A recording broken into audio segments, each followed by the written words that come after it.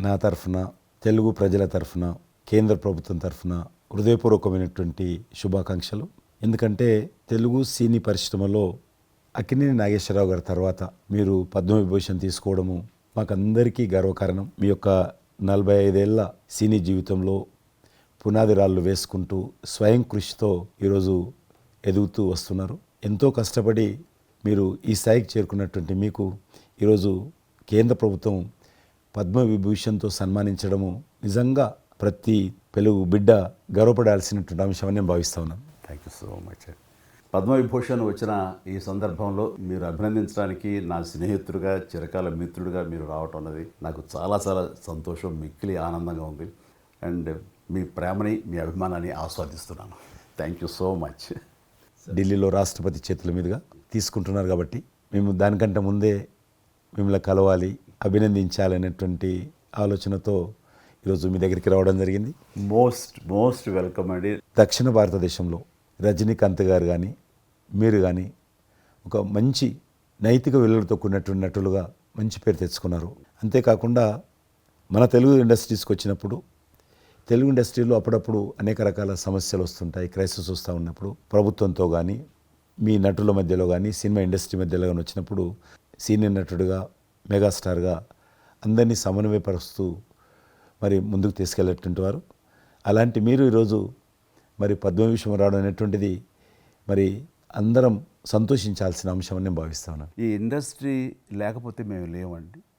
మా చదివిన చదువుకు కానీ మన బ్యాక్గ్రౌండ్కి కానీ ఏదో ఒక మారుమూల ఉద్యోగం చూసుకుంటూ ఉండాల్సిన వాళ్ళు ఈ రోజున ఇంత సెలబ్రిటీ స్టేటస్ కానీ ప్రపంచవ్యాప్తంగా ఎక్కడ మన వాళ్ళు ఉన్నా సరే అక్కడ గుర్తింపు కానివ్వండి, ఇవన్నీ రావటం అంటే కనుక కళామ తల్లి, ఆ సినిమా ఇండస్ట్రీ నాకు పెట్టిన భిక్షగా నేను ఫీల్ అవుతుంటాను. ఆ ఇండస్ట్రీ లేకపోతే ఏం లేదు. అందుకని ఇలాంటి ఇండస్ట్రీకి ప్రత్యుపకారంగా నేను ఏం చేయాలి, నాకు ఇంత స్థానం ఇచ్చిన ఇండస్ట్రీకి తిరిగి నేను ఏం ఇవ్వగలను అనేటటువంటి ఒక గ్రాటిట్యూడ్ నుంచి మొదలైంది. క్రైసిస్ వచ్చినప్పుడు నేనేదో నా భుజం కాయాలి, నా వంతు సహాయం చేయాలి అనే ఆలోచన. ఒక ఇంటికి పెద్ద బిడ్డగా, పెద్ద కొడుకుగా ఆ ఇంటి కుటుంబ బాధ్యతలకి తన వంతు సహాయం ఎలా చేస్తాడో అలాగే నిర్వర్తించాలని ఉంటుంది. కానీ ప్రతిదానికి పెద్ద నేను అనేటువంటి బేషిజానికి మాత్రం పోవాలని కారణం ఒకటి అనుకుంటే మీరంటే అందరు యాక్సెప్టబిలిటీ ఉంటుంది. అది కూడా ఆ యాక్సెప్టబిలిటీ చిన్నవాళ్ళు కానీ పెద్దవాళ్ళు కానీ ఈ రంగం కానీ ఆ రంగం కానీ మీరు ఏదైనా ఒక మాట చెప్తే దాని మీద మీరు నిలబడతారు, మిగతా వాళ్ళు కూడా మీ మాట గౌరవం ఇస్తారు. అది కారణం నేను అనుకుంటాను. సినిమా రంగం నుంచి రాజకీయాలకు వచ్చి కూడా రాజకీయాలలో మీకంటూ ఒక ప్రత్యేక స్థానాన్ని సంపాదించుకున్నారు. మీరు కొత్త ఒరవడి రాజకీయాల్లో కూడా తీసుకురావడం, మీరు చేపట్టినటువంటి ప్రచార కార్యక్రమం కానీ మీకు వస్తున్నటువంటి స్పందన కానీ అద్భుతంగా మేమందరం ప్రతి కార్యక్రమాన్ని వేరే ప్రత్యామ్నాయ పార్టీలో ఉన్నప్పుడు కూడా మీ రాకను మేము గమనించే వాళ్ళము. మీరు చేస్తున్నటువంటి ప్రచారము, కొత్త ఒరవడి మీరు అద్భుతంగా చేశారు. ప్రాంతాలకు అతీతంగా మీకు స్పందన లభించింది, చాలామంది గెలిచొచ్చారు. ఒక ఆర్టిస్ట్గా నేను మంచి స్థితిలో ఉన్నప్పుడు రాజకీయాల్లోకి వెళ్ళాల్సినటువంటి ఒక పరిస్థితులు నెలకొన్నాయి. ఆ సమయంలో నేను ప్రజలకి ఏదో చెయ్యాలనే తప్పనే ప్రధానం తప్ప ఎలాంటి పొజిషన్స్ ఏమిటి దీని మీద నాకు దృష్టి లేదు. ఎందుకంటే అన్నిటికీ మించి ఉన్నతమైన స్థానాన్ని వాళ్ళ మనసులో వాళ్ళు ఇచ్చిన తర్వాత దానికి మించి నాకు ఏది కావాలి కోరిక లేదు నాకు. అయితే ఏదో చిన్న ఎత్తున మనకి తెలిసి మనకు అందుబాటులో ఉన్నటువంటి చారిటబుల్ ట్రస్ట్ ఇవి పెట్టి చేస్తాను, నేత్రదానం అని, రక్తదానం అని చేస్తున్నాం. కానీ పెద్ద ఎత్తున చేసే అవకాశం భగవంతుడు ఇస్తే కనుక అది చిత్తశుద్ధితోటి నేను మనసావాచ కర్మేణ చెయ్యాలి అని ఆ రకంగా నా కృతజ్ఞత తీర్చుకోవాలని మాత్రం చూపించాలని మాత్రం నాకు ఎప్పుడు ఉంటుండేది. నాకు ఇప్పటికి జ్ఞాపకం ఉంటుంది. ఇది అంతకుముందు ఒకటే ఉండేది, ఇలాగ పెట్టినప్పుడల్లా ప్రతిసారి మీరే జ్ఞాపకం వస్తారు నాకు. ఎంత కీన్ అబ్జర్వేషన్. రాజకీయంగా ఉన్నప్పుడు మాత్రం నాకు ఎనలేని సంతృప్తి ఎక్కడ లభించిందంటే, ముఖ్యంగా ఇప్పుడు తమరు చేస్తున్నటువంటి శాఖ ఉంది కదా టూరిజం, అది నేను మీకంటే కొంచెం ఒక స్టెప్ ముందుగా దాన్ని నేను అవి నిర్వర్తించినప్పుడు ఆ శాఖలో మంత్రిగా నాకు పొందినటువంటి అనుభూతి కానీ లభించిన సంతృప్తి కానీ అంతా ఇంత కాదు. ఆ రకంగా మాత్రం రాజకీయాలకు వస్తే ఇంత చేయొచ్చా అనేది మాత్రం నాకు సుస్పష్టంగా నాకు అనుభవపూర్వకంగా తెలిసొచ్చింది మంత్రిగా ఉన్నప్పుడు టూరిజానికి. అది అలా అలా వెళ్ళి ఆఖరికి ఒక కల్నరీ ఇన్స్టిట్యూట్ అనేది నాకు అవకాశం తిరుపతిలో నేను వెళ్ళాను. అద్భుతమైనటువంటి ఇన్స్టిట్యూట్ అది. అంటే క్షమించాలి, అది ఇనిషియేట్ చేసి తీసుకురావడం వరకు నేను చేసి ఇంకా నేను ప్లానింగ్ అంతా మీరు ఉన్నప్పుడే జరిగింది. అంతా జరిగింది. రాబట్టడానికి ఎంత కృషి చేశానంటే అంతా ఇంత కాదు, అది మనకు రాకుండా పోయే పరిస్థితులు ఉన్నాయండి. ఆ టైం లోపల ఒక మినిస్టర్నా ఒక సూపర్ స్టార్నా అన్నీ పక్కన పెట్టేసి ఆ ప్లానింగ్ కమిషన్ చైర్మన్ ఉండేవారు మౌంటిగా అహ్లూవాలియా. ఆయన దీన్ని వద్దు, మనకి ఇది వైబుల్ కాదు, ఇది ఫీజిబుల్ కాదంటే కనుక కాదని ఆయన గుమ్మందరికి వెళ్ళిపోయి చేతులు కట్టుకుని ఇది ఓకే చేయండి సార్, దీని ఆవశ్యకత అంతా ఉందా కాదు. ఇండియాలో ఉన్నటువంటి ఎన్ని రకాల స్టేట్స్ ఎన్ని రకాల కల్చర్స్ ఉన్నాయో అన్ని రకాల వంటకాలు ఉండేటటువంటి దేశం మందే. అది నేర్పించే ఒక ఇన్స్టిట్యూషను ఈ రోజున మనకి కావాలి, అదే కల్నరీ ఇన్స్టిట్యూట్. అది మనకు వచ్చింది, దాన్ని మనం నిలబెట్టుకోవాలి. ఇది గొప్ప అవకాశం, ఎంతోమందికి ఉద్యోగం ఇవ్వటమే కాదు మన కల్చర్ని కూడా మనం నిలబెట్టడం అవుతామంటూ ఆయనతో పోరాడి కన్విన్స్ చేసి ఓకే చేసి ఇక్కడ రాష్ట్ర ప్రభుత్వం ఆ రోజున ఉన్న రాష్ట్ర ప్రభుత్వం ఒప్పించి రేణుగుంటలో 17 ఎకరాల దాకా చేయించి ఇంకా పెట్టేస్తున్నాం, ఇంకా మనం స్టోన్ వేస్తున్నాం ఇక్కడ అని అనుకున్న సమయంలో ఈ రాష్ట్ర విభజన సమయంలో నేను రిజిగ్నేషన్ టెండర్ చేసి వచ్చింది. అయితే ఫైల్స్ అంతకు అన్నీ అయిపోయినాయి. దాని తర్వాత ఇమ్మీడియట్గా వచ్చిన కేంద్ర ప్రభుత్వంగా మీరు దాన్ని ఇంప్లిమెంట్ చేసి ఈరోజు రేణుగుంటలో అది మీరు చాలా అద్భుతంగా ఉన్నదండి. ఇంకా దాన్ని ఈ మధ్యలోనే 2 రోజుల క్రితం ఈ మధ్య నేను మా సెక్రటరీని పంపించాను. మళ్ళీ దాన్ని ఇంకా రిక్రూట్మెంట్ కానీ ఇంకా రీడెవలప్మెంట్ కానీ ఇంకా ఏ రకంగా డెవలప్. ఇప్పుడు ఆల్రెడీ మేము ఎస్వి యూనివర్సిటీతో టైప్ చేసుకుంటున్నాము, టీటీడీ వాళ్ళతో టైప్ చేసుకుంటున్నాము, కొన్ని స్టార్ హోటల్స్తో టైప్ చేసుకుంటున్నాము. ఆ రకంగా ఇంకా మీరు ఏదైతే ఆలోచన ఉండనో మీ ఆలోచన ప్రకారం దాన్ని ముందుకు ముందుకు తీసుకెళ్తాం. మీరు రాజకీయాలు ఉన్నా సినిమా రంగంలో ఉన్నా కూడా కల్మషం లేనటువంటి వ్యక్తి అని నేను భావిస్తాను. ఎవరిని పల్లెత్తు మాట అన్నారు, ఇంట్లో అన్నారు అనుకుంటే బయట అన్నారు అనుకుంటాను. పార్టీ పెట్టినప్పుడు కూడా ఎవరన్నా అక్కడక్కడ రాజకీయంగా అన్నా కానీ మీరు వ్యక్తిగతంగా అందరూ గౌరవిస్తారు ఈరోజు ఏ పార్టీలు ఉన్నప్పుడు కూడా. నేను అది ముందస్తుగా చూసింది మీలో కిషన్ రెడ్డి గారు. మిమ్మల్ని మనస్ఫూర్తిగా చెప్తున్నాను, అసెంబ్లీలోకి నేను అడుగుపెట్టినప్పుడు నేను కొత్తవాడిని. నా వెనకాల ఆల్రెడీ ఒకసారి ఎమ్మెల్యేగా చేసి రెండోసారి ఎమ్మెల్యేగా ఉన్న కిషన్ రెడ్డి గారు నా పక్క సీట్లో ఉండేవారు. ఇటు పక్క ఇంకొకరు జయప్రకాష్ నారాయణ గారు, ఆయన ఇటు పక్క చంద్రబాబు నాయుడు గారు, మరో పక్క ఏమో వైఎస్ఆర్ అందరూ ఉండేవాళ్ళు. వీళ్ళందరూ మాట్లాడుతుంటే వీళ్ళందరూ రాజకీయ ఉద్దండులు మాట్లాడుతుంటే అందరిని చూస్తుండేవాడిని. అక్కడ నాకు వచ్చిన షాక్ ఏంటంటే ఫస్ట్ ఒకళ్ళు దుయ్యబెట్టుకుంటూ తిట్టుకుంటూ అసలు దుర్భాషలు ఆడుకుంటూ కొట్లాడుకునే పరిస్థితి వస్తూ ఇక ఫినిష్ అయిపోయింది, ఇక ఒకళ్ళు మాట్లాడుకోరు, ఇంకా వీళ్ళు దీర్ఘకాల శత్రువులు వీళ్ళు ఇంకా అనే ఫీలింగ్ వచ్చింది. ఇలా ఉంటుందా అనేది. బట్ దానికి విరుద్ధంగా నేను అసెంబ్లీ అయిపోగానే కారులో నడుచుకెళ్తుంటే ఎవరైతే ఇద్దరు తిట్టుకున్నారో ఒకరొకరు దూషించుకున్నారో వాళ్ళు భుజమే చేసుకుని ఏంది భయ్యా నువ్వు అలా అన్నావు, నువ్వు అనలేదు భయ్యా, అరే నా నాయకుడు చూస్తున్నాడు అనకపోతే బాగుండదని ఇట్లా అంటుంటే నాకు షాక్ తిన్నాను. చాలా ఆశ్చర్యపోయేవాడిని, ఇదే ఇలా ఉంటుందా. మీ సినిమా ఫీల్డ్ కంటే ఎక్కువ నటులు ఉంటారు, మీ సినిమా ఫీల్డ్ కంటే ఎక్కువ నటులు రాజకీయాల్లో ఉంటారేమో అలా అనిపిస్తుంది నాకు. అక్కడ అలాంటి పరిస్థితుల్లో ఒక నిబద్ధతతోటి ఇష్యూ బేస్డ్గా మాట్లాడుతూ తను అనుకున్నవి నిర్దిష్టంగా చెప్పగలిగేటటువంటి నాయకుల్లో మిమ్మల్ని అబ్జర్వ్ చేశాను. మీరు ఎక్కడ ఎవరిని దుర్భాషలాడటం నేను చూడలేదు, ఎవరిని పౌరుషంగా మాట్లాడటం చూడలేదు, ఎవరిని ఎద్దేవా చేయడం రెడిక్యూల్ చేయడం నేను చూడలేదు. మీరు ఎంతసేపు ఇష్యూ బేస్డ్గా మాట్లాడేవాళ్ళు, స్ట్రాంగ్ వాయిస్ చేసుకుని మీరు అనుకున్నది అది ఎంత కరెక్టు, ఎలా అన్యాయం జరుగుతుంది అని ప్రజలకి మద్దతుగా ప్రజల తరపున నిలబడి మాట్లాడిన నాయకుడుగానే మిమ్మల్ని చూశాను. నేను ఇప్పటికీ అలాగనే ఉన్నాను. అవును, మా పార్టీలో ఉన్న కొంతమంది కానీ బయట ఉన్నటువంటి వాళ్ళు కానీ కొంత మీడియా విలేకరులు కానీ నువ్వు ఆ రకంగా మెత్తగుంటే లాభం లేదు, ఇప్పుడు రాజకీయాలలో నువ్వు కూడా పరుషంగా మాట్లాడాలి, వ్యక్తులను చాలా గట్టిగా మాట్లాడాలి అంటారు. కానీ నేను అదే అంటాను, నేను ఇప్పుడు మారలేను, నాకు అవసరం కూడా లేదు, నేను ఇలానే ఉంటాను. నేను గతంలో ఏ రకమైనటువంటి వాజ్పేయి గారు, లాల్ కృష్ణ అద్వానీ గారు, మా తెలంగాణలో మా వి రామారావు గారు, వెంకయ్యనాయుడు గారు, దత్తాత్రేయ, ఇదంతా నాకు నేర్పారు వాళ్ళు. నేను చిన్నగా ఉన్నప్పుడు నా చేయి పట్టుకొని నడిపారు వాళ్ళు. కాబట్టి నేను ఏ రోజు కూడా చిన్న పొరపాటు చేయకూడదు అనేటువంటి దాంట్లో ఉన్నాను. నేను ఎప్పుడన్నా రాస్తారోకో చేసేవాళ్ళం. రాస్తారోకే మాకు వి రామారావు గారిని సిక్కిం గవర్నర్ ఉండే ఎమ్మెల్సీ, ఆయన వెంటనే ఫోన్ చేసేవాడు, నువ్వు ఎక్కడన్నా పోతున్నప్పుడు ఎవరన్నా రాస్తారోకే చేస్తే ఒక 2-3 గంటలు ట్రాఫిక్ జామ్ అయితే నీకెంత బాధ అవుతుంది. కాబట్టి నువ్వు రాజకీయ నాయకుడు అయినంత మాత్రాన రోడ్డు ఆపేసి ప్రజలను ఇబ్బంది పెడితే ప్రజలకు మేలు చేయాలనుకుంటున్నావా, ప్రజలు ఇబ్బంది పెట్టాలనుకుంటున్నావా, ఈ రకంగా ప్రశ్నించేవాడు. నేను ఎవరైనా ముఖ్యమంత్రులది దిష్టిబొమ్మ తగలబెడితే ముఖ్యమంత్రి తగలబెట్టొద్దు, కావాలంటే గవర్నమెంట్ తగలబెట్టు, వ్యక్తి ఆ రకం చిన్న చిన్న విషయాలు నాకు ఫ్యాంటాస్టిక్ సార్. ఈ రోజుల్లో ఎంతమంది ఇలా ఆలోచించే నాయకులు ఉన్నారు, ఎంతమంది స్టేట్స్మెన్లు ఈ రకమైన సలహా ఆ తర్వాత వచ్చే యంగ్ నాయకులకి సలహా ఇచ్చేవాళ్ళు ఉన్నారు. అవన్నీ కరువడిపోతున్నాయి. ఇవన్నీ కూడా చరిత్రలో జరిగేవంట అనే స్థితిలాగా ఉంది మీలాంటి వాళ్ళు లేకపోతే కనుక. ఈరోజు మనము స్వాతంత్రం వచ్చి 75 సంవత్సరాలైంది. ఈ 75 సంవత్సరాల్లో మనం అనేక రకాలుగా అభివృద్ధి చేసుకున్నాము, ప్రాజెక్టులు కట్టుకున్నాము, ముందుకెళ్ళాము, కొంత మెరుగైనటువంటి పరిస్థితి వచ్చింది. కానీ మన తర్వాత వచ్చినటువంటి స్వాతంత్రం వచ్చినటువంటి దేశాలు కూడా డెవలప్డ్ కంట్రీగా ఎమర్జ్ అయినాయి. మనం ఇంకా డెవలపింగ్ కంట్రీ, అభివృద్ధి చెందిన దేశంగా ఎదగలేదు. కానీ దురదృష్టం ఏంటంటే మనకు టార్గెట్ పెట్టుకోలే, ఎప్పటి లోపల మనం లక్ష్యం చేరుకుందాం అనేది ఎక్కడ కూడా పెట్టుకోలే. ఇంకో 75 సంవత్సరాల తర్వాత ఇట్లనే ఉన్నాం అనుకో, ఇంకో 75 సంవత్సరాల తర్వాత కూడా వెనక తిరిగి చూస్తే మనం డెవలపింగ్ కంట్రీగా ఎమర్జ్ కాము. అందుకే ఈ మధ్యలో మన కేంద్ర ప్రభుత్వము ఒక టార్గెట్ పెట్టుకుంది.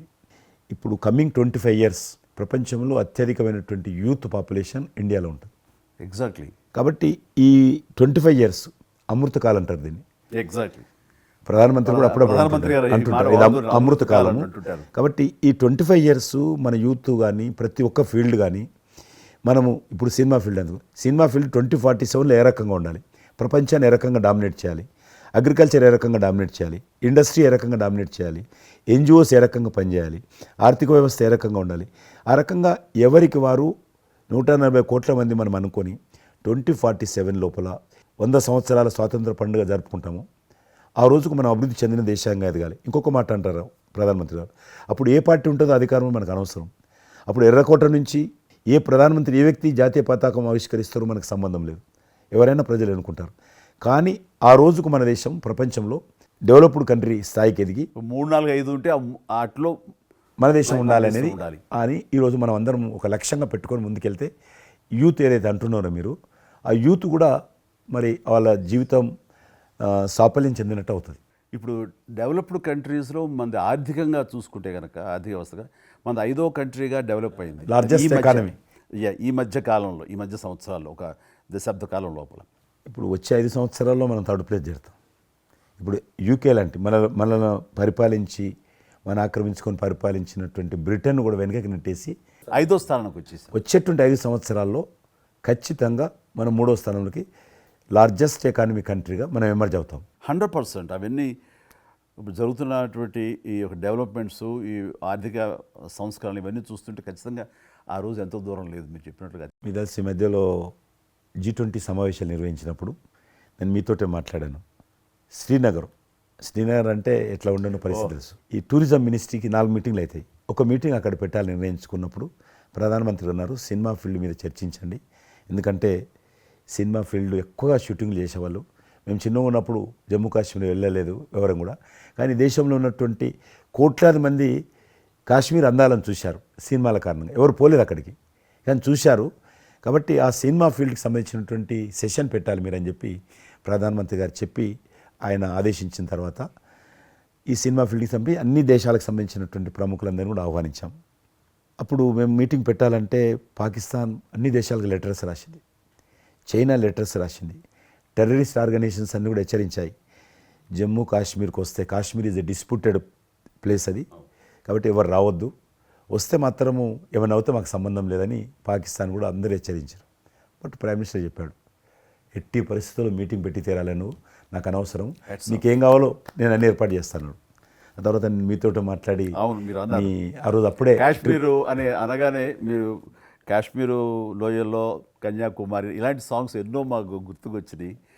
అలాంటిది మళ్ళీ మీరు మీ పార్టిసిపేషను ఉంటే బాగుంటుంది అనుకున్నప్పుడు ఆ టైంలో నేను రాలేని పరిస్థితిలో రామ్ చరణ్ వస్తే బాగుంటుంది, అతను RRR సినిమా ఆస్కార్ అవార్డు తోటి తను మంచి ఆస్కార్ అవార్డు వచ్చింది, బాగుంటుంది ప్రధానమంత్రి గారు చెప్పాను.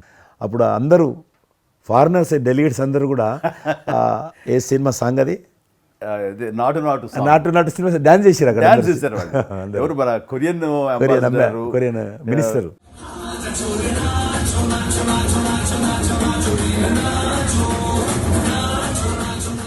అలాగే ఇంకొక జర్మన్ అంబాసిడర్స్ చాలా మంది కింద మీరు చూసింది కొద్దిమందిని కింద చాలా మంది చేశారు ఆ పాట పెట్టి చేసినప్పుడు. సో ఇప్పుడు మీకు మనవి చేస్తున్నాను, లాస్ట్ 2023లో ఇప్పుడు ఆ ఆర్టికల్ 370 తెలిగించిన తర్వాత 23 కానీ 22 కానీ ఆల్మోస్ట్ మోర్ దెన్ 300 పిక్చర్స్ అవి మరి ఓటీటీ సినిమాలు కావచ్చు, టీవీ సీరియల్స్ కావచ్చు, మన సినిమాలు కావచ్చు, కొన్ని బయట దేశాలకు సంబంధించినటువంటి సినిమాలు కూడా ఆల్మోస్ట్ 300 పిక్చర్స్ షూటింగ్ జరిగాయి అక్కడ లాస్ట్ 2 ఇయర్స్లో.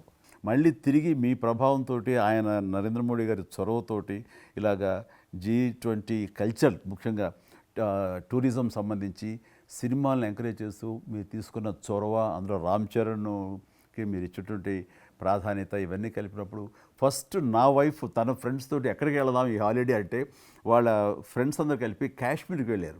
అన్నిటికీ మించి మన భారత జాతీయ జెండా రెపరెపలాడుతున్నది.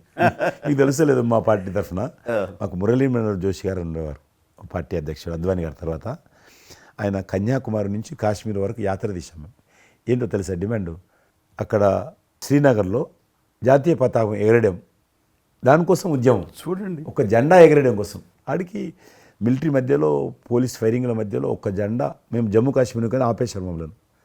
అక్కడ నుంచి మిలిటరీ విమానంలో తీసుకుపోయి ఆయన ఒక్కరిని అక్కడ జెండా ఎగిరినట్టు చేసి మనం తీసుకొచ్చారు. దల్ లేక్ అని ఉంది అక్కడ, ఉన్నది కదా. మొన్న 15th ఆగస్ట్, ఇంతకుముందు 15th ఆగస్ట్ ఏదైతే మనము 70 సంవత్సరాల పండుగ జరుపుకున్నాము, 50,000 మంది అమ్మాయిలు అబ్బాయిలు స్కూల్ పిల్లలు అందరూ చేతులలో 3 రంగుల పతాకాలు పట్టుకొని దల్ లేక్ చుట్టూ ఊరేగింపు చేశారు. అది మార్పు. ఇంకొకటి నాకు సంతోషం ఏంటంటే, మీరు రాజకీయాలకు రాకముందే మీకంటూ ఒక ప్రత్యేక స్థానం సర్వీస్ యాక్టివిటీలో చిరంజీవి చారిటబుల్ ట్రస్ట్ చాలా పెద్ద ఎత్తున చేయడం అనేటువంటిది నిజంగా అది చాలామందికి ఆదర్శమైంది. మిమ్మల్ని చూసిన తర్వాత చిరంజీవి గారు పెట్టిన అంత పెద్ద నటు పెట్టడం మనం చేయకూడదని వాళ్ళ స్థాయిలో పెట్టినటువంటి చాలా సంస్థలు మీ నుంచి స్ఫూర్తి తీసుకొని పెట్టారనేది నాకు తెలిసిన వాళ్ళు కూడా చాలామంది చెప్పారు. కాబట్టి అది గొప్ప విషయం. మీకు ఎందుకు వచ్చిన ఐడియా? అది ఏదైనా సరే ముందు మన మనసులో తిరిగి ప్రత్యుపకారంగా ఏదైనా చెయ్యాలి అనే భావం ఒకటి ఉంటేనండి అవకాశాలు ఎదురుగా ఉంటాయండి మన ఎదురుగా. అలా చూసినప్పుడు ఆ టైంలో రక్తం దొరకక చనిపోయే వాళ్ళు చాలామంది ఉన్నారు. అది గర్భస్రావంతో, డెలివరీ సమయంలో, యాక్సిడెంట్ సమయంలో కొంతమంది క్షతగాతులు, అట్లాగా లుకేమియా కానివ్వండి, క్యాన్సర్ కానివ్వండి, ఇలాంటివి తలసేమియా కానివ్వండి, ఇలాంటి చాలామంది ఉన్నారు. ఇంతమంది జనాభా ఉన్న ఈ దేశంలో రక్తం ఇచ్చేవాళ్ళు లేకుండా పోయారు. ఎందుకంటే రక్తం అనేది ల్యాబుల్లో తయారు చేసేది కాదు, ఒక మనిషి మరొక మనిషికి దానం ఇస్తేనే జరిగేది. సో ఆ మాత్రం ఆల్టర్నేటివ్ లేదు, ప్రత్యామ్నాయం లేదు. సో ఇది కేవలం మంచి మనసుతోటి ఉండేవాళ్ళు ఇచ్చేదే. వాళ్ళు మోటివేట్ చేయాలంటూ నేను ఏం చేస్తానంటే, నా ఫ్యాన్స్ని ఫస్ట్ మోటివేట్ చేద్దామని దీని ఆవశ్యకత చెప్పడం కోసంగా షార్ట్ ఫిల్మ్స్ కానివ్వండి, ఎక్కడ పెడితే అక్కడ నేను ఇవ్వటం మొదలుపెట్టేసరికి ఈ రోజున రక్తం ఇవ్వటం కోసంగా ముమ్మరంగా ముందుకు రాగలుగుతున్నారంటే దాన్ని ఇనిషియేట్ చేసింది, దానికి ముందస్తుగా దాన్ని మోటివేట్ చేసింది నేను అని చెప్పుకోవడానికి నాకు గొప్ప విషయం అండి. కానీ మీరు ఒక ఉద్యమంలాగా తయారు చేశారు దాన్ని, ఒక మూమెంట్ లాగా తయారు చేసి mission. Hats off to my fans and motivate అయిన ధర్మాత్ములు, మంచి మనసు ఉన్న వాళ్ళు ఎంతోమంది ముందుకు వచ్చారు. వాళ్ళందరికీ కూడా ఈ సందర్భంగా చేతులెత్తి నమస్కరిస్తాను. ఇక్కడ మీ గురించి నేను ఇంకోటి విన్నాను, మీరు ఏదైతే నా సేవా కార్యక్రమాల గురించి మీరు ప్రస్తావించారో అదే సమయంలో నేను కోవిడ్లో కూడా నేను కొంచెం యాక్టివ్గా ఉండి మా కార్మికులకి సంబంధించి 3 నెలల పాటు 4 నెలల పాటు నా మిత్రుల సహకారంతో నేను కొంత అమౌంట్ తోటి సినిమా ఫీల్డ్లో పనిచేస్తున్నటువంటి దాదాపు ఆఫీస్ బాయ్ నుంచి మొదలు పెడితే టెక్నీషియన్స్ వరకు కూడా మీరు చాలా పెద్ద ఎత్తున చాలా మందికి నేను గ్రాసరీస్ ఇవ్వగలిగాను వాళ్ళకి బయటికి రాని పరిస్థితిలో. బట్ అదే పరిస్థితిలో మీరు దేశవ్యాప్తంగా మీరు ముఖ్యం ఇక్కడ మన రాష్ట్రానికి సంబంధించి తెలంగాణలో మీరు ఫ్రంట్ లైన్లో ఉండి ప్రతి వాళ్ళని పరామర్శిస్తూ, ప్రతి హాస్పిటల్కి వెళుతూ ఎవరైతే ఆ రోజున ఫ్రంట్ లైన్ హీరోస్ ఉన్నారో వాళ్ళందరినీ పరామర్శిస్తూ మీరు అద్భుతంగా పెద్ద ఎత్తున చేశారు. అదే కాకుండా మన ఇండియా లెవెల్లో మీరు corona command control room, corona command control room మీకు మీ ఆధ్వర్యంలో జరిగింది. అప్పుడు మీరు చేసిన సేవల గురించి దేశం ప్రస్తావించారు. అంటే అప్పుడు నోడల్ మినిస్ట్రీ, హోమ్ మినిస్ట్రీ ఉండింది. ఏమైనా డైరెక్షన్స్ దేశానికి ఇవ్వాలన్నా, రాష్ట్ర ప్రభుత్వాలకు ఇవ్వాలన్నా, లాక్డౌన్ ఎక్కడ పెట్టాలి, ఎక్కడ పెట్టకూడదు, ఎప్పుడు పెట్టాలా, లాక్డౌన్లో ఏ స్థాయికి వెళ్ళాలా, అన్నీ కూడా హోమ్ మినిస్ట్రీ ఇచ్చేది. నేను అప్పుడు హోమ్ మినిస్ట్రీలో ఉన్నాను. ప్రజలకు రోజువారీ అవసరమైనటువంటి 24 మినిస్ట్రీస్ ముగ్గురు జాయింట్ సెక్రటరీస్ ఒక్కొక్క మినిస్ట్రీ నుంచి 8 గంటల చొప్పున హోల్ నైట్ టు డే 24/7. 24/7 ఆ బ్యాచ్ కరోనా కంట్రోల్ రూమ్లో కూర్చోవాలి. ఆ రకం కూర్చున్నప్పుడు దానికి యాజ్ ఎ మినిస్టర్గా నన్ను ఇన్ఛార్జ్ పెట్టారు ప్రధానమంత్రి గారు, అమిత్ షా గారు. చాలా అద్భుతంగా నేను కూడా ఆల్మోస్ట్ 1.5 మంత్ ఆఫీసులోనే పడుకున్నాను. మిలిటరీ విమానాలలో ఆక్సిజన్ పంపించాను, మీకు తెలుసు మిలిటరీ విమానాలు. చాలా ఒక విమానం ఢిల్లీ నుంచి ఆక్సిజన్ తీసుకొని వస్తే గ్రీన్ ఛానల్ ద్వారా హైదరాబాద్ సికింద్రాబాద్ స్టేషన్ వచ్చేంత వరకు కూడా ఎక్కడ ఆగకపోయేది. అంత నెట్వర్క్ గ్రీన్ ఛానల్ అంటారు. ఆ రకంగా విమానాల ద్వారా నేను గాంధీ హాస్పిటల్కి ఆల్మోస్ట్ 12 సార్లు పోయాను లోపలికి. ఎవరైతే వెంటిలేటర్ మీద పేషెంట్స్ ఉంటారో నేను బుక్ ఒకటి ప్రింట్ చేశాను. వెంటిలేటర్ మీద పేషెంట్ దగ్గరగా మాట్లాడాను. దేవుడి మీద భారం ఇచ్చి తిరిగాను. ఆ రకంగా ఎందుకు వెళ్ళానంటే ఏదో పబ్లిసిటీ కోసం కాదు. డాక్టర్లు పనిచేస్తున్నారు, ఆడ నర్సులు పనిచేస్తున్నారు, మోరల్ సపోర్ట్ ఇవ్వడం కోసం. ఆడ శానిటేషన్ సిబ్బంది పనిచేస్తారు, క్లీన్ చేయడం. వాళ్ళు పనిచేస్తున్నప్పుడు మనం వాళ్ళని గాలికి వదిలేసి మీరు పని చేయండి, మేము రాజకీయ నాయకులము, మేము ఇళ్ళల్లో ఉంటాము, మేము రాము అని కూడా దాన్ని బట్టి నేను లోకల్గా ప్రజాప్రతినిధిని, ఎంపీని అని చెప్పి మా ఇంట్లో భయపడుతున్నా, అందరూ భయపడుతున్నా. ప్రెస్ వాళ్ళందరూ వచ్చేవాళ్ళు. ప్రెస్ వాళ్ళందరినీ గేట్ కాడ బయట మెయిన్ గేట్ కాడ ఆపాడు. ఇక నేను పోయేవాడిని, మొత్తం చూసేవాడిని. ఆ సూపరింటెండెంట్ కూడా నాతో పాటు లోపలికి వచ్చేవాడు ధైర్యం చేసి నేను వెళ్ళినప్పుడు. ఆ రకంగా పూజారులు ఉంటారు దేవాలయాలలో. పూజారులు కూడా చాలా పేదవాళ్ళు ఉంటారు, మీకు తెలుసు. వాళ్ళకు దేవాలయాన్ని క్లోజ్ అయినాయి కదా. ఆ టైంలో పూజారులు అందరికీ గ్రాసరీస్ పంపించడము, మీలాంటి వాళ్ళ దగ్గర పెద్దవాళ్ళ దగ్గర సాయం తీసుకొని మా కార్యకర్తలకు పంపించడము, పోలీస్ స్టేషన్లో పోలీసుకు పంపించడము, హోంగార్డ్స్ పంపించడము. ఈ రకంగా నేను కూడా కొద్దిగా గొప్ప చేశాను. ఇక్కడ మా వాళ్ళతోటి కలిసి నా కాన్స్టిట్యున్సీ చూసి ఈవెన్ నా పార్టీలో ఉన్నటువంటి నాకు పనిచేసినటువంటి పేద కుటుంబాల కార్యకర్తలకు కూడా గ్రాసరీస్ పంపించాను నేను.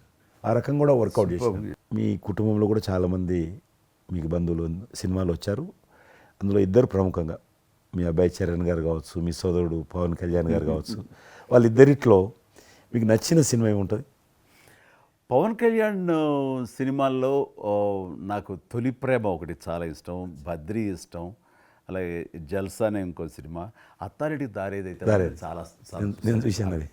అవి తను చేసినవి సినిమాలైనా అన్నీ కూడాను అద్భుతమైన సినిమాలే, 1-2 తప్ప.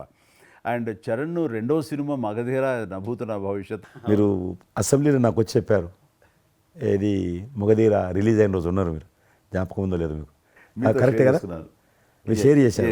చాలా బాగా నడుస్తుంది మా అబ్బాయిది, మంచి అదే టైంలో మీరు అసెంబ్లీలో కూడా చెప్పారు మాకు, మామూలుగా మాట్లాడుతున్నారు. మగధీర చాలా అద్భుతంగా వచ్చింది, చిరంజీవి అని మీరు ఎంత సంతోషపడిపోయారో. మీకు రాజకీయంగా మీ తదనంతరం లేదా మీతో పాటు మీ బంధుగణంలో కానీ మీ బంధువులో కానీ మీరు ఎంకరేజ్ చేసిన మీ శిష్య వర్గంలో కానీ ఎవరైనా ఉన్నారా? అంటే నేను మా కుటుంబం నుంచి ఎవరిని ప్రోత్సహించలేను. ఎవరన్నా ఇష్టం ఉంటే వాళ్ళు రావాలి ఫ్యూచర్లో, నేను ప్రోత్సహించలే ఎవరిని కూడా. నాకు పార్టీలో గ్రూప్ అంటూ లేదు, అందరూ పార్టీ కార్యకర్తలందరూ నా గ్రూపే, పార్టీయే నా జెండా. ఆ రకంగా నేను ఎవరిని వ్యక్తిగతంగా నా మనిషిని ప్రోత్సహించుకోవడము లేకపోతే మా కుటుంబ సభ్యులను ప్రోత్సహించడం అనేటువంటిది, ఎవరైనా రాజకీయాలు అంటే వాళ్ళ స్వేచ్ఛ, మనం బలవంతంగా తీసుకొచ్చి నిలబెట్టారు అనేది నేను జనాలు కూడా అనుకోలేదు ఇప్పటివరకు అయితే. ఈ ఫ్యూచర్ ఏమైతే చెప్పలేను ఇప్పటికైతే. మీరు ఒక గ్రూపు, నా కార్యకర్తలు నా గ్రూప్ అని మీరు అంటే నాకు ఒక విజువల్, ఒక ఫోటోగ్రాఫ్ గుర్తుకొస్తుంది. మీరు వైట్ హౌస్ ముందు మీరు కొంతమంది కార్యకర్తలు అలా ఉన్నారు, కానీ వాళ్ళు నిశ్చితంగా చూస్తే నరేంద్ర మోడీ గారు ఉన్నారు ఆ టైం లోపల. మీకు అప్పటి నుంచి కూడా నరేంద్ర మోడీ గారితో సత్సంబంధాలు ఉండేవా? అద్వానీ గారు ప్రెసిడెంట్ ఉన్నప్పుడు 1994లో నేను అప్పుడు యూత్ వింగ్లో పనిచేస్తున్నాను. American council of young political leaders, అది యుఎస్ గవర్నమెంట్ ఏజెన్సీ. వాళ్ళు ఏం చేసేవాళ్ళంటే కొన్ని ముఖ్యమైనటువంటి దేశాల నుంచి అప్పుడప్పుడు యూత్ డెలిగేషన్, పొలిటికల్ పార్టీకి సంబంధించినటువంటి యూత్ డెలిగేషన్, యంగ్ లీడర్స్ అంటారు, యంగ్ లీడర్స్ని పిలిచి మా దేశం ఏ రకంగా అభివృద్ధి చెందుతుందో మీరందరూ చూసి మీరు మీ దేశాల్లో మాకు దేశం గురించి ప్రచారం చేయాలి, వాళ్ళ కాన్సెప్ట్ అది. అద్వానీ గారు 3 సెలెక్ట్ చేశారు. నన్ను హైదరాబాద్ నుంచి, తెలంగాణ ఉమ్మడి రాష్ట్రం ఆంధ్రప్రదేశ్ నుంచి, కర్ణాటక నుంచి అనంత్ కుమార్ అని చనిపోయారు, మినిస్టర్ ఉండేవారు, సివిల్ ఏవియేషన్ మినిస్టర్ ఉండేవాడు, కల్చర్ మినిస్టర్, ఆయన చనిపోయారు మధ్యలోనే. అక్కడ గుజరాత్లో ఆర్గని పార్టీకి సెక్రటరీ ఉండేవాడు నరేంద్ర మోడీ గారు, అప్పుడు మినిస్టర్ కాదు ఇంకా మా 3 సెలెక్ట్ చేసి ఢిల్లీకి పిలిచి ఇట్లా మీరు పార్టీ తరఫున పోవాలి అని చెప్పి, నన్ను కూడా నువ్వు పోవాలన్నప్పుడు నాకు పాస్పోర్ట్ లేదు, నాకు చాలా చిన్న ఏజీ, ఫ్లైట్లో మొదటిసారి పోయినా నేను. తొందర రమ్మంటే మా పార్టీ ఫ్లైట్ టికెట్ ఇస్తే పోయాను. మాట్లాడినాక వారు చెప్పారు మీరు ముగ్గు అని కూర్చున్నాక ఇంటి ముందోటి కటింగ్ షాప్ ఉంది. నరేంద్ర మోడీ గారి గడ్డ ఉంది, నాకు గడ్డ ఉంది, చిన్నోని మీరు ఇద్దరు క్లీన్ షేవింగ్ చేసుకురా అన్నాడు. నరేంద్ర మోడీ ఇంటి మా అమ్మ పోయిన క్లీన్ నాకు చూపించాలన్నాడు. మళ్ళీ వచ్చి మళ్ళీ పోయి క్లీన్ షేవింగ్ చేసుకొని నరేంద్ర మోడీ గారు మేము ఇద్దరం, ఎందుకనంటే అయినా మీరు పార్టీ రిప్రజెంట్ చేయడం లేదు, మీరు ఇండియాని రిప్రజెంట్ చేస్తున్నారు, టైంకి రావాలా, టైం పోవాలని చెప్పి మమ్మల్ని పంపించిన తర్వాత నరేంద్ర మోడీ గారు మీరు చూడండి ఆ ఫోటోలో ఆయన సంఖ్య ఒక బ్యాగ్ ఉంటుంది. ఆ బ్యాగులో పుస్తకము పెన్ ఉంటుంది. మేము రాజులాగా పుస్తకం లేదు, పెన్ లేదు, మేము పోతుంటే అందులో భాగంగానే వైట్ హౌస్ లోపల రాణించేవాళ్ళు చాలా దూరంకి వెళ్ళి, కానీ చూపించేవాళ్ళు బయట ఉండే కొంత అమెరికా ఇది వైట్ హౌస్ అక్కడ కనిపిస్తుంది, అందులో అది ప్రెసిడెంట్ రూము, ఇక్కడ కనిపిస్తుంది కిచెను, ఇది కాన్ఫరెన్స్ హాలు. బయట నుంచి అందరు చెప్పేటప్పుడు చాలామంది ఉండేవాళ్ళు. అదే నేను చూసి గైడర్స్, టూరిస్ట్ గైడ్స్ ఉంటారు కదా, వాళ్ళు చాలామంది అక్కడ పోతే చెప్పేవాళ్ళు. ఆ రకంగా అక్కడ దిగినటువంటి ఫోటో అది. ఎందుకు రిలీజ్ చేశానంటే ప్రధానమంత్రి గారు అయిన తర్వాత నాకు ఫోన్ చేశాడు, కిషన్ ఏమన్నా మీ దగ్గర ఫోటోలు ఉన్నాయా? ఆయన దగ్గర లేవు పాపం. ఓకే, నాకు ఫోన్ చేశాడు. నేను ఎమ్మెల్యే క్వార్టర్స్లో అవన్నీ ఫోటోలు తీసినాక ఇంత కట్ట ఉండే కానీ అన్నీ అంటుకొని ఒకటి మనకు తెలియదు కదా, మొత్తం పాడిపోయినాయి. 8 ఫోటోలు దొరికినాయి. అందులో ఏదో ఒకటి దొరికింది, బోటు థమ్స్అప్ తాగుతూ, అప్పుడు థమ్స్అప్ తాగొద్దని కూడా తెలియదు, ఇది మల్టీనేషనల్ కంపెనీ అటువంటి ఏం లేదు అప్పుడు. బోట్ నడిపిస్తున్న ఫోటో ఇవన్నీ కూడా కొన్ని దొరికితే పంపించాను. ఆయన ఏ వైట్ హౌస్ ముందు అయితే నేను ఫోటో దిగాను గేట్ కాడ, ఈరోజు అదే వైట్ హౌస్ ఆహ్వానం మేరకు వైట్ హౌస్ లోపలికి వెళ్తున్నానని ఆ ఫోటో రిలీజ్ చేశాడు. Excellent experience. ప్రైమ్ మినిస్టర్ ఆ ఫోటో అప్పుడు బయటకు ఆ ఫోటో బయటకు వచ్చింది. ఆ రోజు ప్రైమ్ మినిస్టర్ గారు అయిన తర్వాత అమెరికాకి వెళ్తున్న రోజు రిలీజ్ చేసిన ఫోటో అది. మీరు మాకు ఒక మాట ఇచ్చారు, మీరు మన ఆఫీస్ ఏదైతుందో టూరిజం ఆఫీసు ఢిల్లీలో నేను వస్తాను, మన ఇద్దరం ఒకసారి ఎందామని అన్నారు. కానీ మీ ఒత్తిడి కారణంగా మన ఒత్తిడి కారణంగా జరగలేదు. ఇంకా అది రేపు ఎలక్షన్స్ తర్వాత మళ్ళీ అది చెప్పలేము కాబట్టి అది నేను చెప్తున్నాను, మీరు అక్కడే ఉంటాను, వస్తాను. అది కాకుండా మీరు నాకు ఇంకా జ్ఞాపకం, ఆఫీస్లో ఉన్నప్పుడు నాకు గర్వం ఫీల్ అవుతాను. ఎందుకంటే మీరు పెట్టిపోయినటువంటి ఫోటోలు, ఇండియాకి సంబంధించినటువంటి టూరిజం డెస్టినేషన్ యొక్క ఫోటోస్ ఏవైతున్నాయో అవి ఇంకా ఆ రకంగానే ఉన్నాయి. నేను అడిగాను ఎవరు పెట్టారంటే చిరంజీవి గారు పెట్టారంటారు. డ్రైవర్ కూడా మీకైతే డ్రైవర్ ఉండను, అతను ఇప్పుడు నా దగ్గర ఉన్నాడు, రణధీర్. మీకు చెప్తుంటాడు, సార్ మై చిరంజీవి సాబ్ కभी మై సాబ్ డ్రైవర్ మై చలాయితా ఉనకా గాడి ఢిల్లీ మే అది ఆప్కు మే చలా రూమ్ సాప్ అంటాడు. ఇంకా ఉన్నాడు పాపం. చాలా సీనియర్ అండి అతను, చాలా మంచివాడు. మన ఉమ్మడి ఆంధ్రప్రదేశ్ ఉన్నప్పుడు మనం ఇండియాలోనే మనమే ఆరోగ్యశ్రీని ప్రారంభించామన్నది నాకు తెలిసినటువంటి వాస్తవం. ఆ తర్వాత మిగతా రాష్ట్రాలు కూడా వ్యాపించింది అనేది చాలా ఇది. అలాంటి ఆరోగ్యశ్రీకి కిషన్ రెడ్డి గారే ఆద్యులు, అంకురార్పణ చేసిన వాళ్ళు అని బయట బాగా వినికిడి ఉంది. ఆ తర్వాత ప్రభుత్వాలు పికప్ చేసాయి. అది ఎందుకు, ఎలాగా, అది మీరు ఎట్లా ఇనిషియేట్ చేశారు ఆరోగ్యశ్రీ అనేది? 2004 నేను ఎమ్మెల్యే అయినప్పుడు పేరున్న మందకృష్ణ మాదిక్ గారు, ఆయన వాళ్ళకి సంబంధించినటువంటి ఎస్సీ వర్గీకరణ మీద పోరాటం చేస్తూనే సామాజిక సమస్యల మీద కూడా పోరాటం చేసేవారు. దివ్యాంగులకు పెన్షన్ పెంచాలని ఆయన తిరుగుతున్నప్పుడు ఈ అనేక జిల్లాలలో గుండె జబ్బులు ఉన్నటువంటి పిల్లలు జన్మించేవాళ్ళు. వాళ్ళకు ఆ రోజు ఒక ఆపరేషన్ చేయాలంటే 10 లక్షలు, 12 లక్షలు, 13 లక్షలు అయ్యేది. పేదవాళ్ళకి అది అవకాశం ఉండేది కాదు. చాలామంది చనిపోయేవాళ్ళు కూడా. అప్పుడు రాజశేఖర్ రెడ్డి గారు ముఖ్యమంత్రిగా ఉన్నారు. మేము ట్యాంక్ బండ్ కింద అంబేద్కర్ భవన్ ఉంది, అక్కడ మీటింగ్ పెట్టుకున్నాము. ఒక 3000 మంది పసిపిల్లలు వాళ్ళ తల్లిదండ్రులు వచ్చారు. మీటింగ్ అయినాక ఆ మీటింగ్లోనే ఒక అబ్బాయి చనిపోయాడు. ఇప్పుడు ఏం చేయాలి? సేమ్ అబ్బాయి వచ్చాడు, చిన్న పసిబాబు అందే వచ్చాడు, అబ్బాయి చనిపోయాడు. మేము ఏం చేసినాం, నేను మందకృష్ణ గారు కలిసి, నేను కూడా ఉద్యమానికి వెళ్ళాను.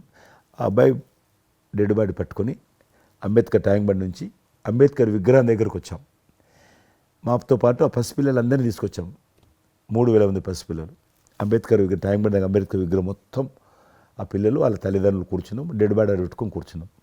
ఎట్టి పరిస్థితుల్లో రాష్ట్ర ప్రభుత్వము ఈ అందరికీ కూడా ఉచితంగా చిన్నపిల్లలందరూ కూడా ఆపరేషన్ చేయించాలి, ప్రైవేట్ హాస్పిటల్లో కానీ ఎక్కడైనా వాళ్ళ ఇష్టం చేయించాలి, వీళ్ళ ప్రాణాలు కాపాడాలని డిమాండ్ తోటి కూర్చున్నాం.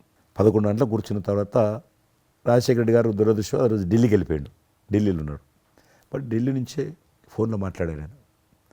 మాట్లాడి నేను తర్వాత ఆలోచిస్తాం, మీరు అట్లా చేయొద్దు, ఎందుకంటే మమ్మల్ని లాఠీ చేయడానికి వీలేదు, పసిపిల్లలు, గుండె జబ్బులు ఉన్న పిల్లలు, మమ్మల్ని నెట్టేయడానికి వీలేదు పోలీసులో కూడా విచిత్రమైన పరిస్థితి, ఆందోళన, ఉద్యమం చేస్తున్నాం మేము, చాలా డెడ్ బాడీ పెట్టుకొని ఉన్నాం, ఏం చేయాలో పోలీసులకు తోచది. ముఖ్యమంత్రి గారు అన్నప్పుడు రాజశేఖర్ గారు మా మెడ మీద కత్తి పెట్టి మీరు ఈ రకంగా దబాయిస్తున్నారు, ఏమని అనుకోండి సార్, మీరు కృష్ణ గారు చాలా గట్టిగా ఉన్నారు, ఏమని అనుకోండి, మీరు ఎట్టి పరిస్థితుల్లో ఇది చేయాలని చెప్పి మేమిద్దరం కదలలే. రాత్రి ఆల్మోస్ట్ 10 o'clock మళ్ళీ ముఖ్యమంత్రి గారు ఫోన్ చేసి మీరు మాట చెప్పడం కాదు, ఆర్డర్ రావాలను. వీళ్ళందరికీ ఫస్ట్ మేము రాష్ట్ర ప్రభుత్వం తరఫున గుండె జబ్బులు ఉన్నటువంటి పిల్లలందరికీ ఎంత డబ్బు అయినా ఖర్చు అయినా సరే మేము ఆపరేషన్ చేయిస్తానని చెప్పి ఢిల్లీ నుంచి మాట ఇచ్చి ఆర్డర్ తీసి మా చేతులు పెట్టినాక మేము పిల్లలందరినీ తీసుకొని వెళ్ళిపోయినాం. ఫస్ట్ పిల్లలు వాళ్ళ తల్లిదండ్రులు. ఆ తర్వాత మళ్ళీ ముఖ్యమంత్రి గారు వచ్చిన తర్వాత మళ్ళీ మీటింగ్ పిలిచాడు మమ్మల్ని. పిలిచి ఈ రకంగా చేయడం తప్పు, మీరు నన్ను బెదిరించారు, బ్లాక్మెయిల్ చేశారు, ఆర్డర్ చేశారు, ఏమని అనుకోసారి మేము ప్రజల పిల్లల ప్రాణాలు కాపాడడం కోసం చేశాను తప్ప మీకు వ్యతిరేకంగా కాదు, ఇంకొకరు కాదు. అందులో బాబు చనిపోయాడు. తర్వాత ముఖ్యమంత్రి ఆలోచన చేసి డాక్టర్లను పిలిచి ఎట్లా చేద్దాము, అప్పుడు సర్వే చేయించాడు. వాళ్ళు గ్రామ పంచాయతీలో సర్వే చేస్తే 2 లక్షల మంది పిల్లలు ఉన్నారు ఒక్క ఆంధ్రప్రదేశ్లోనే. ఉభయ రాష్ట్రాల్లో గుండెకు జబ్బు హోల్ ఉండి పుట్టినటువంటి వాళ్ళు 2 లక్షల మంది పిల్లలు ఉన్నారు. ఇంతమందికి నేను ఎట్లా చేస్తా అది ఇదని మళ్ళీ సర్వే వచ్చిన తర్వాత వెరిఫికేషన్ వచ్చిన లిస్ట్ తీశాడు, అంచనా వచ్చిన తర్వాత అప్పుడు ఆయన ఇన్సూరెన్స్ ఏదైనా చేద్దామా అని, ఆయన డాక్టర్ కదా ఒరిజినల్గా, ఆయన డాక్టర్ వృత్తి చదువుకున్నది MBBS అయినా, ఆయనకి ఈ విషయం బాగా తెలుసు కాబట్టి ఏం చేద్దామని ఆలోచన చేసి అప్పుడు ఇన్సూరెన్స్ పథకం ఆ పిల్లల కారణంగా, గుండె జబ్బులు ఉన్నటువంటి పిల్లల కారణంగా ఆ 2 లక్షల మందికి పిల్లలు ఇన్సూరెన్స్ చేయాలన్న వచ్చినటువంటి ఆలోచనే ఈ ఆరోగ్యశ్రీ పథకం. అలా మీరు ఇనిషియేట్ చేసినటువంటి ఈ ఆరోగ్యశ్రీ కానివ్వండి, ఇది నిజంగా ఇలాంటి సామాజిక స్పృహ అనేది రాజకీయంగా ఆలోచిస్తే వచ్చేది కాదండి. ఇది మానవతా విలువలతోటి మానవత్వంతో ఆలోచించారు కాబట్టి ఈ రోజున అది సఫలీకృతం కాగలిగింది. భారతదేశంలోనే అది ఒక అందరూ ఆచరించేటువంటి గొప్ప పథకం అయింది. అది ఎంతమంది లబ్ధి పొందుతారో వాళ్ళందరూ బ్లెస్సింగ్స్ మీకు ఉండాలి. అసెంబ్లీలో ఉండగా నాకు ఒక రిప్రజెంటేషన్ ఇచ్చారు. ఈ హోమ్ గార్డ్స్ గురించి మీరు తీసుకున్న శ్రద్ధాశక్తి ఆహ్వానించిన మీరు పడ్డ తపన కానీ అంతా ఇంత కాదు. అండ్ అది మీరు ఈ రోజున వాళ్ళకి ఏదైనా లబ్ధి చేకూరిందంటే దానికి కూడా నాంది పలికిన వాడు కిషన్ రెడ్డి గారు. 3,000 జీతం ఉండే సార్ వాళ్ళకు కుటుంబము. వాళ్ళు 12 గంటలు, 13 గంటలు, 14 గంటలు ఇప్పుడు ట్రాఫిక్ చేస్తుంటారు కదా, వాళ్ళు 12 గంటలు దుమ్ము ధూళి ఎండలో వాళ్ళు ఇట్లా ఏలు పెడితే మొత్తం మన చేయి నల్లగవుతుంది, అంత మట్టి కాలుష్యంతో ఉంటారు వాళ్ళు. రోజు వాళ్ళు ఇచ్చే బట్టలు తెల్ల షర్ట్ వేసుకోవాలి, వాళ్ళు కాకి ప్యాంట్ వేసుకోవాలి. ఉదయం వేసుకునే షర్టు 2 గంటలలో కలర్ మారిపోతుంది. మనం ఇచ్చేటువంటి 3,000 రూపాయలు అలా డ్రెస్ ఉతకడానికే సరిపోతుండే. అందుకే కిషన్ రెడ్డి గారు మీరంటే ఎందుకు గౌరవం అంటే, మీరు రాజకీయ లబ్ధి గురించి ఎప్పుడు చూసేవాళ్ళు కాదు, మీ కాన్స్టిట్యున్సీకే పరిమితమైన మీరు ఎప్పుడు కాదు, విస్తృతంగా అందరికీ లబ్ధి చేకూరే విధంగా తీసుకున్నారు. కాబట్టి అలాంటి మీకు ఆ బలం, మీ వాయిస్కి ఆ స్ట్రెంగ్త్ అలాగా, ఎందుకంటే మీ ఆశయంలో ప్యూరిటీ ఉంది, మీ ఆశయంలో చిత్తశుద్ధి ఉంది మీ ఆచరణలో. కాబట్టి మీలాంటి నాయకుల వల్లనే అవుతుంది ఏదైనా సరే. జనవరి 22 నాడు నేను టీవీలో చూశాను, నేను మీరు అయోధ్యలో రామమందిర నిర్మాణంలో మీ దగ్గర కెమెరాలు పెట్టడము, మీరు కామెంట్ చెప్పడము, మిమ్మల్ని పిలవడము, మీరు పోవడము, మీరు ఆ రోజు టీవీలో దేశమంతా అన్ని టీవీలు మాట్లాడాయి. మీకు మీరు ఏ రకంగా ఫీల్ అనిపించింది మీకు? అది హనుమాన్ని ప్రార్థించే ఆయన మా కులదైవంగా చూసిన మాకు రామచంద్రుడు ఆ నామమే మాకు ఒక రకమైన గొప్ప స్ఫూర్తి మాకు. అలాంటి రాముడు మమ్మల్ని ఆహ్వానించినట్టుగా అనిపించిందండి. అది అక్కడ 500 సంవత్సరాలుగా ఎన్నో ఇక్కడ ఉన్నటువంటి ప్రాబ్లం అనేది అది సునాయాసంగా చేయటం అన్నది అది ఆయన వల్లనే అయ్యింది, నరేంద్ర మోడీ గారు తలుచుకోబట్టి అయ్యింది అనేది. అలాంటి దానికి మేము ఆహ్వానించబడటం అనేది అది మేము చూసుకున్న అదృష్టం, పుణ్యం. చాలామంది అందరము భయపడ్డాం ఏమైతే పోతుందో దేశంలో, గొడవలు అయితే మత కళాలు జరుగుతుందేమో. కానీ అదృశ్యం ఏంటంటే ముస్లింలు కూడా చాలామంది Yes. సానుకూలంగా ఇక్కడ నేను ఒక విషయం చెప్పాలి. నేను రామ మందిరం నుంచి నా హోటల్ ఉంది అక్కడ. ఆ హోటల్కి వెళ్ళడానికి నేను కారు హైర్ చేసుకున్నాను మా ఫ్యామిలీ. అది ముస్లిం డ్రైవర్. సో ఈ రోజున ఇంత కాంట్రవర్షియల్ ఈ ప్లేస్లో ఈ రోజున టెంపుల్ కట్టడంపై మీరందరూ ఎక్కడో కొంత అసంతృప్తితో ఉండుంటారు కదంటే, కాదండి, ఈ రోజు నుంచి మా టెన్షన్ రిలీవ్ అయిపోయింది, Correct. మేము చాలా రక్షణతో ఉన్నాం అన్న ఫీలింగ్ ఉంది. ఎంత హిందూ కాన్వర్జేషన్ అండి. ఇక్కడ 144 సెక్షన్ ప్రివేల్ అవుతూ ఏ రోజున ఏం గొడవలు జరుగుతాయి, ఎక్కడి నుంచి ఏ ఘర్షణలు జరుగుతాయి, స్కూల్కి వెళ్ళి మా బిడ్డలు వస్తారా వెళ్తారా అనే టెన్షన్లో ఉండేవాళ్ళం మేమంతా. అండ్ అలాంటి ఘర్షణలో వాళ్ళు ముస్లిమ్సా లేకపోతే హిందూస్ అని ఏం చూడరు కదండి, ఎవరు అందరూ సఫరర్సే. అలాంటి పరిస్థితులు ఇప్పుడు నెలకొన్న సమయంలో ఎలాంటి గొడవలు లేకుండా ముందు ఒక నిర్ణయం తీసేసుకున్నారు. ఎస్, రామ మందిరం వెల్ కట్టేసారు, అయిపోయింది. ఇక్కడి నుంచి లిఫ్ట్ చేసేసారు 144 సెక్షన్, ఇంకేం లేదు, అన్నీ సజావుగా సాగిపోతాయంటే మాకు సెక్యూర్డ్ ఫీలింగ్ వచ్చింది, మా బిడ్డలకు రక్షణగా ఉంది, మాకు ఇంకేమీ కాదన్న భరోసా వచ్చింది మాకు. వీఆర్ సో హ్యాపీ అని ఒక ముస్లిం సోదరుడు అన్నారు. ఇప్పుడు అదే మీరు ప్రస్తావిస్తున్నారు. ఇప్పుడు చాలామంది ముస్లిమ్స్ వెళ్తున్నారు చూడడానికి, దర్శనం చేసుకోవడానికి. ఒక అమ్మాయి అయితే బాంబే నుంచి నడుచుకుంటూ వచ్చింది, 22nd చేరుకుంది అక్కడ అమ్మాయి. ఓకే, నేను ఉన్నాను వెనకనే ధైర్యాన్ని ఇచ్చేటువంటి మన ప్రధాని గారు, ఈ భారత ప్రభుత్వం ఇవన్నీ కలిపి దోహదపడ్డాయి. అందుకని ఆయన ఒక మాట అన్నారు అయోధ్య టైంలో, మొన్నటిదాకా టెంట్లో రాముని చూసాం, ఇంకా రాముడికి ఆ పరిస్థితి లేదు, ఆయన ఒక పర్మనెంట్ స్ట్రక్చర్లో ఉంటాడు అని అన్నప్పుడు అందరూ మంచి రెస్పాన్స్ ఇచ్చారు, బాగా రెస్పాండ్ అయ్యారు. అట్లాగా ఈ రోజున ఆయన తీసుకున్న ప్రతి కార్యక్రమం కూడాను ఒక మత సామరస్యాన్ని సూచిస్తుంది. దానికి నేను ఒక్క విషయం కూడా చెప్తాను, మీరు చెప్పారు కదా, నేను ఎలక్షన్ ప్రచారానికి 2019లో కానీ అంత ముందుగానే వెళ్ళేవాడిని. డిఫరెంట్ రీజన్స్ మా పార్టీకి సంబంధించి కావచ్చు, ఇతరత్ర కావచ్చు. మేము వెళ్తున్నప్పుడు ముస్లిం సమాజాన్ని బస్తీలు కూడా వస్తాయి కొన్ని. మేము ఎంత మైకులు పెట్టుకొని డ్రమ్ కొట్టుకుంటూ పోయినా కూడా ఒక్కరు కూడా బయటకు వచ్చేవాళ్ళు కాదు. ఇప్పుడు పరిస్థితి త్రిపుల్ తలాక్ అని ఒకటి ఉండేది, అది ముస్లింలో ఒక సాంప్రదాయం. అది ఏదైనా భర్త కోపం వచ్చినా 3 సార్లు తలాక్ అంటే ఆడబిడ్డ ఇంటి నుంచి వెళ్ళిపోవాలి. 3 సార్లు అంటే తలాక్ అంటే వెళ్ళిపోవాలి.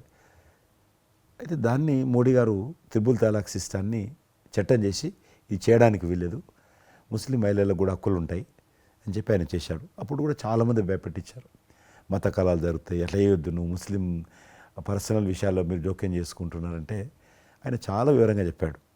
ఈరోజు నువ్వు ఒక భర్తగా నీ భార్యకు తలాక్ అని ఇచ్చేసి పంపించేస్తున్నావు. రేపు నువ్వు తండ్రి అవుతావు, తండ్రి అయిన తర్వాత కూడా మీ అల్లుడు నీ కూతురుకు తాగని విడాకులు ఇచ్చి పంపిస్తే అప్పుడు నువ్వు ఎంత బాధపడతావు? కాబట్టి ఏ తండ్రి అయినా సరే అట్లా ఉంటుంది. కాబట్టి ఇది ఈ రకమైనటువంటి ఉండకూడదని చెప్పి ఆయన త్రిపుల్ తలాక్ రద్దు చేస్తే, నేను ప్రచారానికి వెళ్తున్నప్పుడు అంతకుముందు బయటకు వచ్చేవాళ్ళు కాదు. ఉదాహరణకు నేను ఇట్లా పోతున్నాను అనుకోని, రోడ్డు రథం మీద నేను పోతుంటే ఇటు సైడ్ నుంచి ఒక ముస్లిం అలా భార్యను కూర్చుని పెట్టుకొని మోటార్ సైకిల్ మీద నడుపుకుంటూ వచ్చేవాడు. ఇప్పుడు ఏం చేస్తున్నంటే భర్తకు చూడకుండా వెనుకున్నటువంటి భార్య పరద లేపి ఇట్లా నాకు ఊపుతున్నది. ఇది నేనే సాక్ష్యం, అంత మార్పు వచ్చింది. కట్టన్స్ ఓపెన్ చేసి బస్తీలలో ఇండ్ల ముందుకు వెళ్తుంటే ముస్లిం ఆడబిడ్డలు వచ్చి, మాతృమూర్తులు వచ్చి, తల్లులు వచ్చి చేతులు ఊపుతున్నారంటే నిజంగా సంతోషం. అంటే ఆడబిడ్డలో 10 కోట్ల మంది ముస్లిం ఆడబిడ్డలు ఈ దేశంలో, కానీ అది రావడంతో వాళ్ళకు ధైర్యం వచ్చింది, వ్యతిరేకత లేకుండా ఏ ప్రొటెస్ట్ లేదు. అదే ఫస్ట్ ఆఫ్ ఆల్ విజయం. కాబట్టి ఈరోజు ఆ రకంగా మీరు చెప్పిన దాన్ని బట్టి వాతావరణం మార్పు వచ్చింది. ఈరోజు మత కళాలు లేవు, కర్ఫ్యూలు లేవు. హైదరాబాద్లో ఎన్ని గొడవలు జరుగుతుండే, ఒక్క గొడవ లేదు అక్కడ. బాంబేలో, యూపీలో ఎక్కడ చూసినా మత కళాలు ఉండేది. ఈరోజు ఆల్మోస్ట్ 98% కమ్యూనల్ క్లాసెస్ అయిపోయినాయి. ఎక్కడ కూడా కర్ఫ్యూ అనలేదు. దేశంలో ఎక్కడో దగ్గర కొన్ని నగరాలలో కర్ఫ్యూ ఉంటుండేది, కొన్ని నగరాల్లో మత కళాలు జరుగుతుండేది. ఎక్కడో ఒక దగ్గర యూపీలోనూ, మధ్యప్రదేశ్లోనూ, మహారాష్ట్రలోనూ, ఇప్పుడు బీహార్లోనూ ఎక్కడ వింటలేదు, ఎక్కడ లేదు. ఈవెన్ జమ్మూ కాశ్మీర్ లాంటి రాష్ట్రంలో కూడా 144 సెక్షన్ లేనటువంటి పరిస్థితి ఉన్నది. మీరు వేయచ్చా అంటున్నారు, అద్భుతంగా ఉంది మాట. అది నరేంద్ర మోడీ గారు చాలా విజనరీగా ఆ రకంగా చేశారు. చాలా సంతోషం కృష్ణరెడ్డి గారు. మీరు నన్ను అభినందించడానికి అవార్డు తీసుకుంటున్న సమయంలో ఆ పురస్కరించుకుని మీరు వచ్చినందుకు, నన్ను అభినందించినందుకు ధన్యవాదాలు తెలియజేస్తూ, మీతో ఇంతసేపు సంభాషించడంలో ఎన్నెన్నో విషయాలు తెలుసుకున్నాను, నాకు అనుభవపూర్వకంగా తెలిసినవి మీతో పంచుకున్నాను. అండ్ మీలాంటి నాయకులు రావాలి, ఉండాలి, మరి ఎంతోమందికి ఇన్స్పిరేషన్గా ఉండాలి. మీ ఆశయాలు, మీ ఆచరణలు, మీ సమస్య పరిష్కార మార్గాలు, అలాగే మీ నాయకుల యొక్క ఆయన ఆశయాలు, ఆయన యొక్క మార్గదర్శకంగా మీ ముందుండి మిమ్మల్ని ముందు నడిపించే విధంగా, తద్వారా అందరూ కలిసి భారతదేశాన్ని మీరు చెప్తున్నట్టుగా అభివృద్ధి చెందిన దేశాల్లో ఒక దేశంగా పెట్టే స్థితికి మనం వెళ్ళాలనే ఆశాభావం మీ అందరితో పాటు నాకు ఉంది. అండ్ మరొకసారి మీకు ధన్యవాదాలు. తప్పకుండా మీరు జీవితంలో ఇంకా మరెన్నో మెట్లెక్కాలి.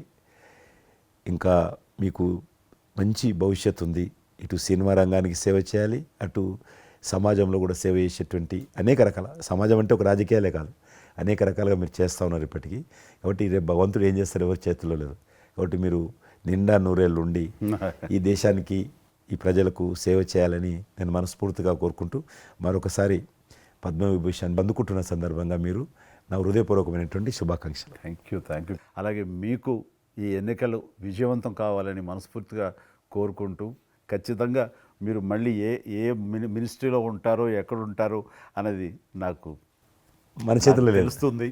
అండ్ వచ్చి మిమ్మల్ని అలా కలుస్తాను నేను ఇచ్చిన మాట ప్రకారం. ఆల్ ద వెరీ బెస్ట్ అండి. Good luck.